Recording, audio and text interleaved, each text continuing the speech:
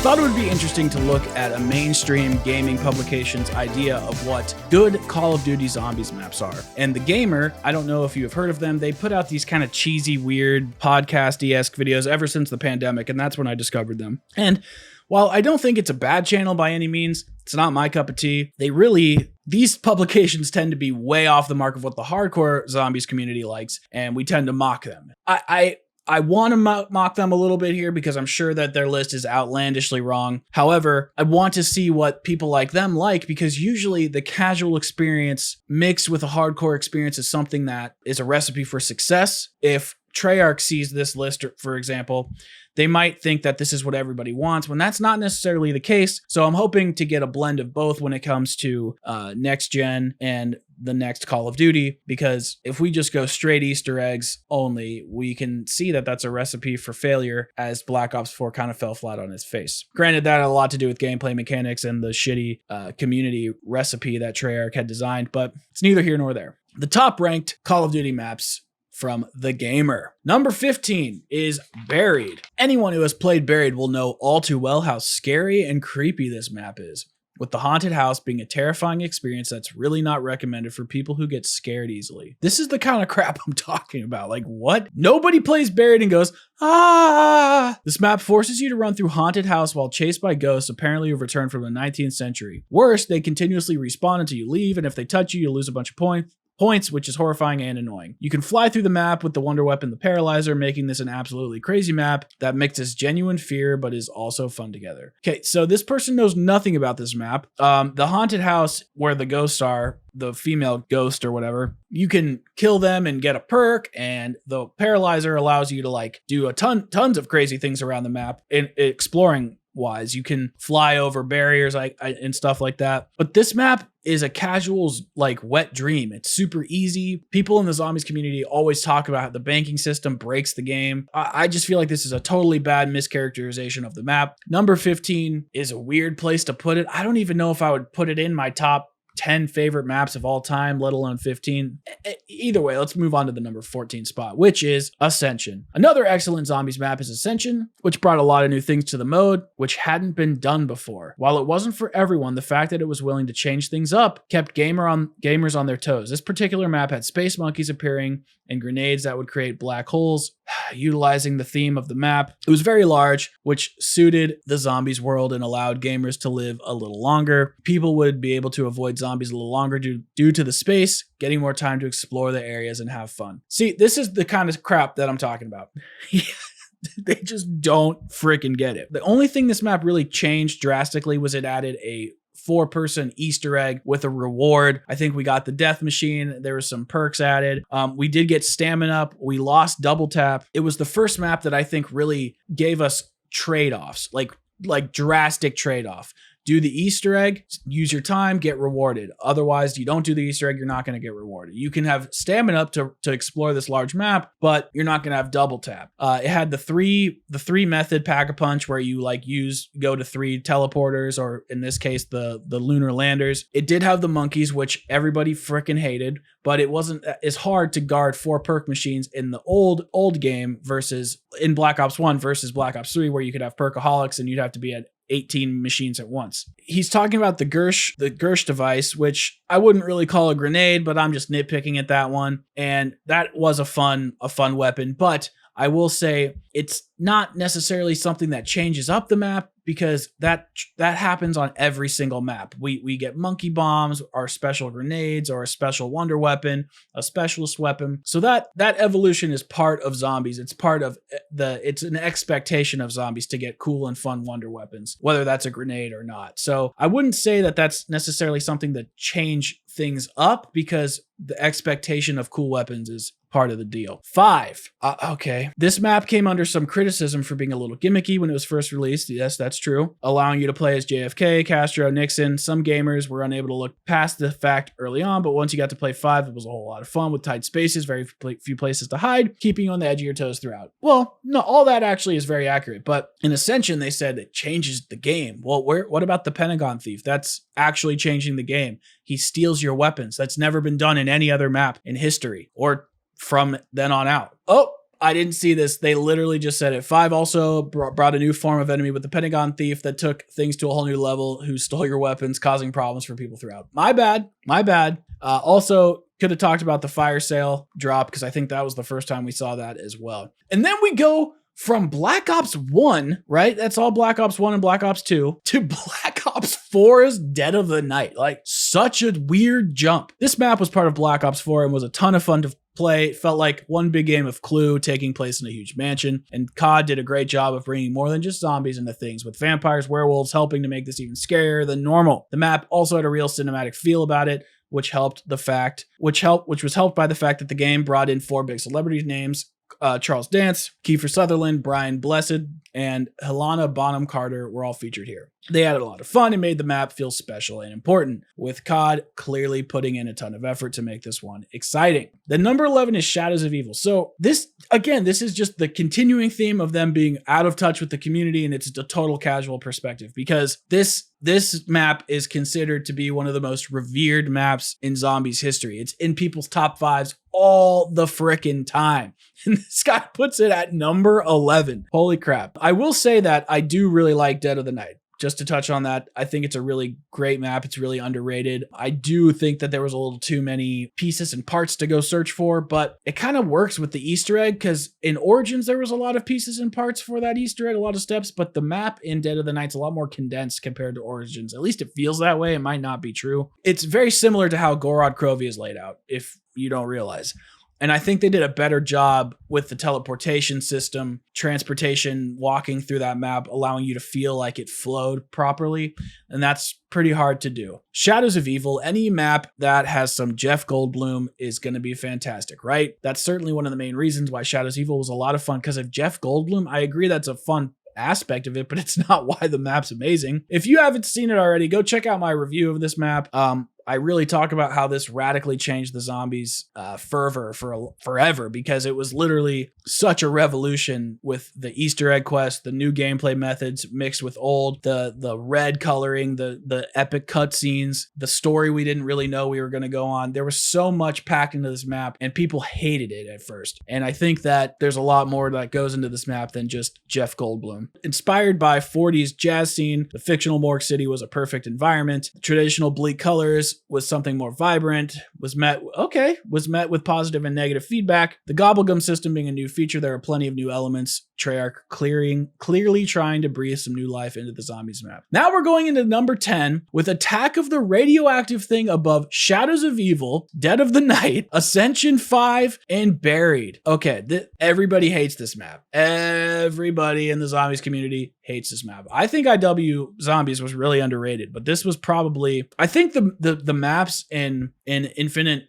Warfare got worse every DLC. So the best was Spaceland, then Rave was better or a little worse, and then I like Shaolin Shuffle, but I'm speaking from the community standpoint. Then Shaolin Shuffle was a little worse, then Radioactive Thing was a little worse, and then you had the space, I can't remember what it's called, but the space map, that map sucked, and then you had the awesome boss fight with Mephistopheles that everybody loved. This map takes place in Infinite Warfare, and it's a really excellent map that feels unique and offers a lot of fun. This map is set on a beach, which instantly opens things up to be slightly more fun and relaxed. What the hell are they talking about? However, it's a very different style of zombies map. Firstly, because the enemies aren't zombies. No, they are zombies. This is the Krogs. This guy has never played this map. These are the dog round. This is the dog round. Or as if you're gonna say that, then we could say that Raven the Redwoods is a Bigfoot map. Like, oh my god. And we even talk about the monkeys, so Ascension is a monkey map, and Dead of the Night is a vampire werewolf map. Jesus Christ. The enemies are mutated frog crab creatures that work to provide some great scares. Who thinks zombies is scary?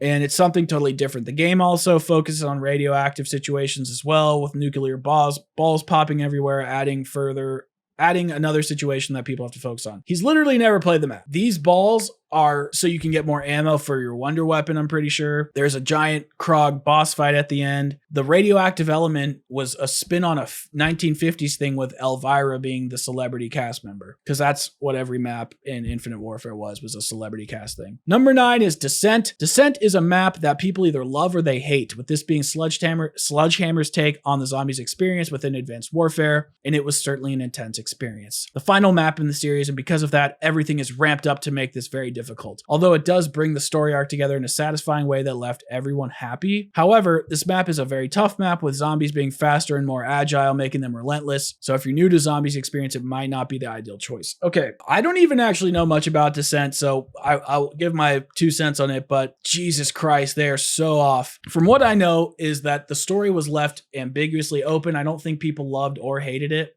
but I don't think they were like utterly disappointed or anything. Yes, it was the last zombies map, but I'm pretty sure the zombies were the same in this map as every other map with the exosuit zombies. And the reason this map was hard, it was because of the spacing. The way that it was designed was really strange. And are we not going to talk about how this is technically the first boss fight ever in Call of Duty Zombies history? I mean, I think Treyarch's was technically a better iteration, and it's, I think, what the community likes to consider the first boss fight, but this was a sort of a variation with it just kind of throwing you into a boss fight out of nowhere. Yeah, I don't even know why this is even in here. Number 8, Verrucht. This Call of Duty map is one of the hardest that's ever been created. That's true.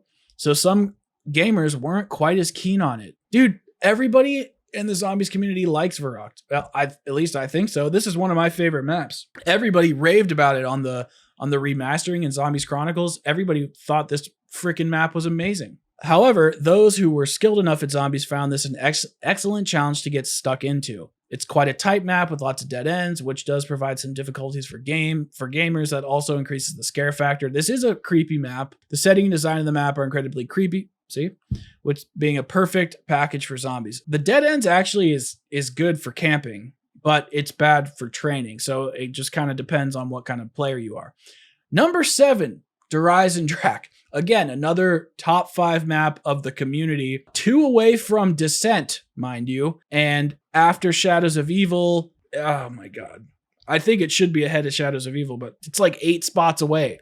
We can see the next one. I'm sorry about that, guys. Anyway, Horizon Drac may just take the number 1 prize in terms of visuals. This map being absolutely stunning to play through, with incredible detail packed into both interact with and in the background. However, it isn't just about visuals when it comes to this map. Horizon Drac is one of the toughest maps to go through. You really need to know what you're doing to progress. The 4 variants of the bow make this map memorable, and then he just, okay, I actually agree with the statement. It'll be quite a while before players forget all the steps necessary to craft the bows. That's true, because it's not that hard. I talk about that in my Horizon Drac revisitation video, discussing how the steps are tedious enough but easy enough to kind of always remember. There's nothing overtly difficult about it. You can play this map without a guide once you learn it. Yes, it is beautiful, but one of the toughest maps? I mean, I would argue that any map, when you first play it the first few times, it's a little tough just because you don't know where the hot spots are. But Horizon Drac is pretty flippin' easy, and that's what makes it so fun and accessible, is that there's so many different ways to play it. You can challenge yourself. You can make it super easy with Gobblegum and all the wonder weapons. It's definitely not a hard map at all. And then you have Origins.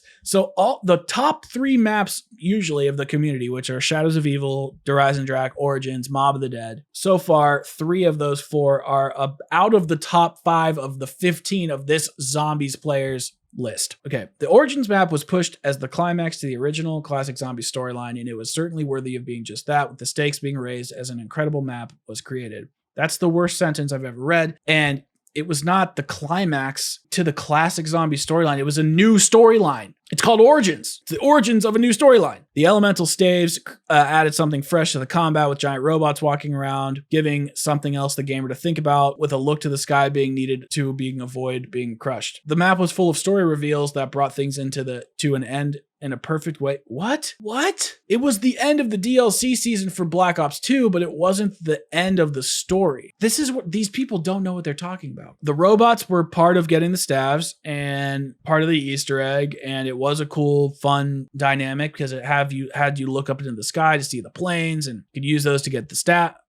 I'll let this one pass, but Origins, I wouldn't put it I guess it would be in the top 10, but this guy is just, his ranking is all out of, maybe it's just, he's saying these are all just the best and they're not like in any particular like weighted order, if that makes sense. Let's see what number 5 is, because this is the top 5 is usually the important part. Oh my God, Mob of the Dead. If you really want a fun zombies experience, then Mob of the Dead is probably the perfect choice for you. So every map I said, so Mob, Horizon Drac, Shadows of Evil, Origins, what else is usually people's number 1? These are all people's, at least everybody has these in their top 5. I can't think of what a number 5 usually is, what the best 5 zombies maps are. Either way, if you want some fun zombies experience, Mob of the Dead is probably the perfect choice for you. Fantastic atmosphere with a gangster feel that didn't take itself overly seriously. Are you kidding me? The whole thing is serious as hell. Oh my God. The whole story, the Brutus, it's one of the most important and integral sub-storylines in zombies history. The map did have elements of dark humor, which were welcomed, while also having an incredible story. So what do you mean it didn't take itself overly seriously? Had a real thriller feel and a brilliant payoff that was well worth dedicating time for. What was the payoff, guy? Taking place on Alcatraz, the location chosen was superb and fit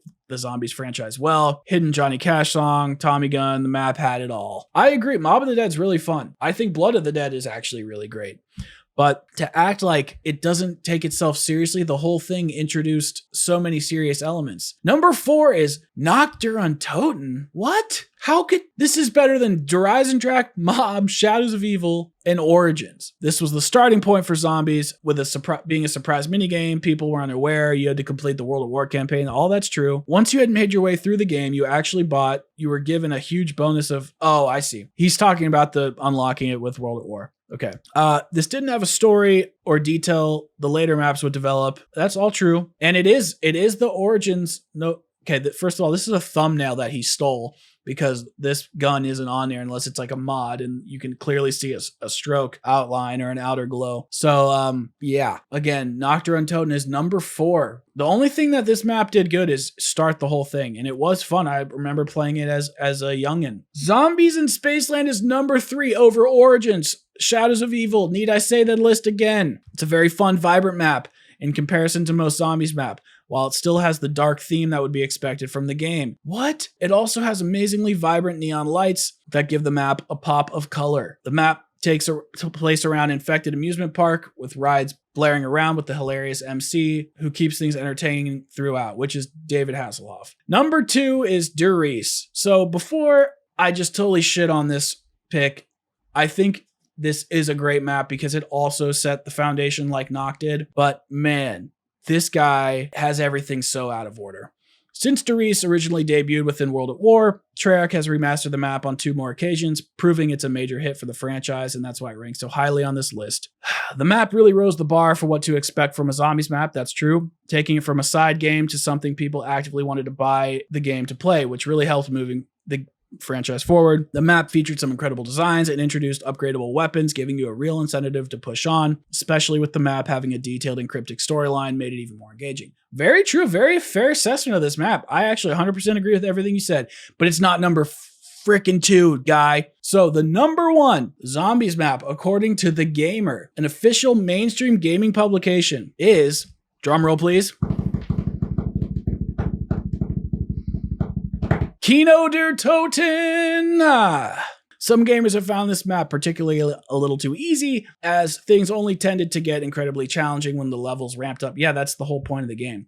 Yet it was all part of the fun, as the buildup began to increase things intensified. The brilliance of this map was that it had a genuinely eerie and strange feel to it, with the theater being the main hub, and deserted and ripped apart chairs, cobwebs everywhere, dark moody atmosphere. The geometry of this map makes it fun to round up zombies as you attempt to battle your way through, picking the best weapons possible using the teleporter in what is an insanely fun map. So I think he picked some pretty decent maps here overall, but the way he ordered them and the way he describes them most of the time is completely out of touch. But it gives us a look into the window and mind of a casual zombies player. They don't know what they're talking about. And that's fine. You need people like that in this community. So it seems like they like mid-tier survival maps, and they don't ever touch on the Easter egg quests or anything like that. They just care about gameplay. And honestly, Treyarch should look at this article to see that every single element that this guy talked about was from a gameplay perspective.